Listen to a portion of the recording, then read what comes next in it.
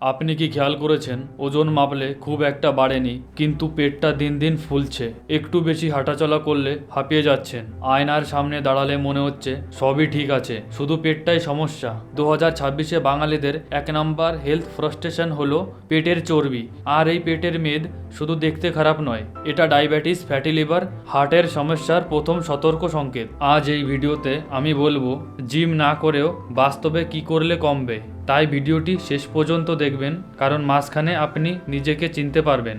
বাঙালিদের শরীরে পেটের মেদ মূলত ডিসেরাল ফ্যাট হয়, লিভার, অঙ্গ ও প্যানক্রিয়াসের চারপাশে জমে। তাই এই ফ্যাটই সবথেকে বিপজ্জনক। বাঙালিদের 7টা মারাত্মক অভ্যাস হলো: অভ্যাস 1, ভাত ছাড়া খাওয়া হয় না। কিন্তু ভাত খারাপ নয়, সমস্যা হলো প্লেট ভর্তি ভাত আর সবজি কম, আর প্রোটিন তো বিলকুলই নেই। এর ফলে ব্লাড সুগার বাড়ে, আর সেই সুগার সরাসরি পেটে জমে।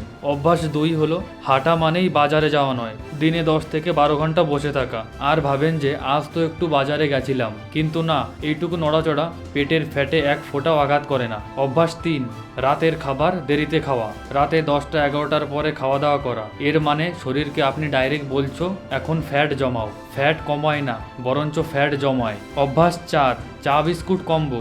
সকালে চা, বিকালে চা, রাতে আবার চা। প্রতিটা বিস্কুট সমান সমান চিনি প্লাস রিফাইন্ড ময়দা। আর এই কম্বিনেশনই পেটের মেয়েদের সবথেকে বড় বন্ধু। অভ্যাস 5, স্ট্রেসকে পাত্তাই না দেওয়া।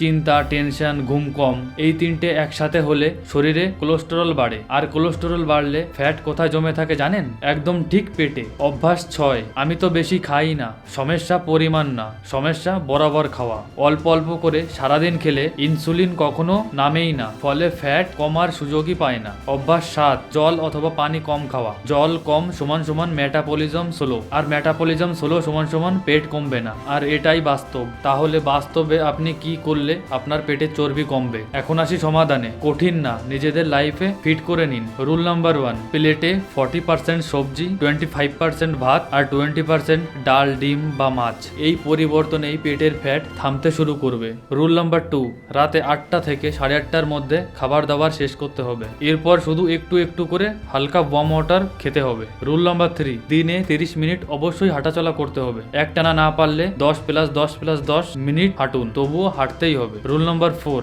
চা বিস্কুট একদমই বাদ। চা চলবে, কিন্তু বিস্কুট নয়। বিস্কুট বাদ দিয়ে চিড়ে, ছোলা, বাদাম অল্প করে খেতে পারেন। রুল নাম্বার 5, সপ্তাহে 1 দিন পেট মাপুন।